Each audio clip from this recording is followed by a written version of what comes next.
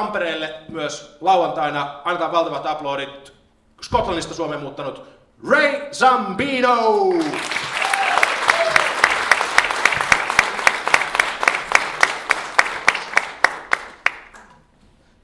Hello. Hello, hi, yes, hello. My name is Ray Zambino. Hello.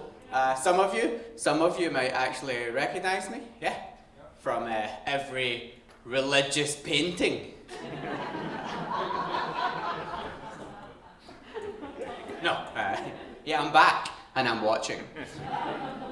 So I've lived in Finland for almost 7 years now. Almost 7 years, and it's awesome. I love living in Finland, right? Finland has a lot of stuff that Scotland doesn't have, like my girlfriend, amazing. Lonkero, amazing, and independence. Which is disappointing. Disappointing, really, because I think Scotland should be independent. I mean, what do people know Scotland for? People know Scotland for things like Braveheart, which is a whole movie of a guy shouting freedom, and then we got a vote for that exact thing. We went, yeah, no, that's just a movie made by a drunk, racist, homophobic, anti-Semitic Australian man. And we're only 4 of those things. We're not Australian. So I think Scotland should be independent. I do. I really think I especially think Scotland should be independent, right? Because currently, Scotland has all of the United Kingdom's nuclear weapons. Yeah. Yeah, if they happen to explode, only Scotland dies. It's very convenient for everyone else. So I think if we become independent, we should just keep the nuclear weapons, and then Scotland could become like the new North Korea. Yeah, it could be like a Kim Jong-un. Very exciting. I mentioned Lonkero, right? Because Lonkero is amazing, right? I think Lonkero is amazing. And basically every other foreigner that I've ever met here also thinks it's amazing. Probably because we didn't destroy ourselves on it when we were 14. But, so it's great. I don't know why Lonkero is not Finland's #1 export. Why are you trying to hide that from us? Why? I know what it is. It's Finnish marketing. No one else will like this. Do you know what my country's #1 export is? Whiskey. That's also terrible. And people pretend to like it. I'm a very bad Scottish person because I don't like whiskey at all. I've never looked at the remains of a bonfire and thought, I should drink that. Doesn't make any sense to me. It's the same with Fiso. I've never thought I should drink the remains of a mint that's been left in a fisherman's pocket who is also dead. Or I've never looked at Yalo at all. No, I've never thought Yalo basically tastes like the remains of a nice brandy, mixed with some Koskenkorva. Terrible. Why would you do that to me? I got lost. Yes. So I've lived in Finland for a long time, and actually recently, I just got one of these. Ooh, exciting! Thank you. For anyone that can't see that is a Finnish passport. I just stole it from some guy or something.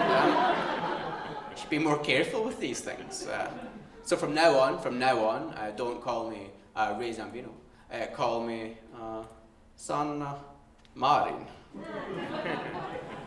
Don't know who that is, but so legally and technically, which is the best kind, technically I am just as Finnish as anyone in this room.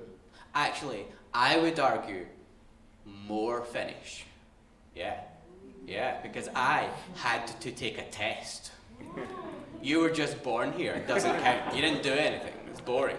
They tell you, oh, it's just a language test. It's not true. Right? I'll tell you the real thing, the real secret, right? The secret is you have to go into a dark room and eat an entire bag of salmiakki and pretend to enjoy it. It was the most difficult 3 weeks of my life. But like, I thought if I become a Finnish citizen, I need to get more into like Finnish culture, right? So I decided what I would do is I would read the Kalevala.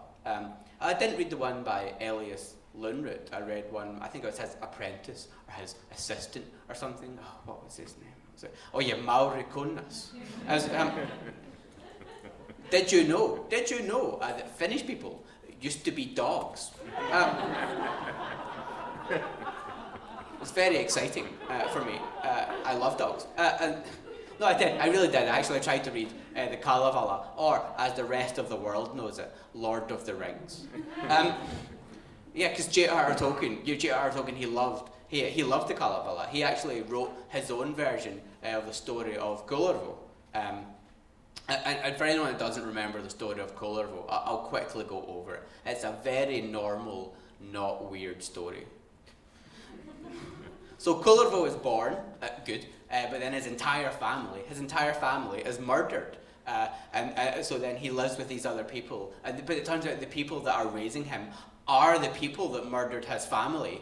Bad. And oh yeah, he's magic. Important.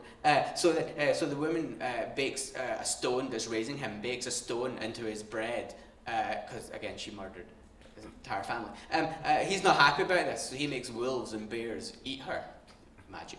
Anyway, so then he leaves and he's going around for a while and he bumps into these people. But then it turns out his family, not murdered at all. Oh, except his sister, still murdered. So he gets sad and he gets like lonely and he wants like a lady friend. But then he finds a lady friend and they have sex. Oh, but then it turns out his sister, not murdered. Not murdered at all. Instead, very much had sex with by him. So she finds out she just had sex with her own brother, so she kills herself. And then he talks to a sword for a while, and then he kills himself. Like I said, a very normal, not weird story. But there's actually a school of thought that people think that study these kind of things that the story of Kullervo is just like a big metaphor. It's like a giant metaphor for Finland struggling to gain its own independence. I don't know. To me, it just sounds like a regular Saturday night out up in Lapland. Anyone here from Lapland? Yeah, fuck them.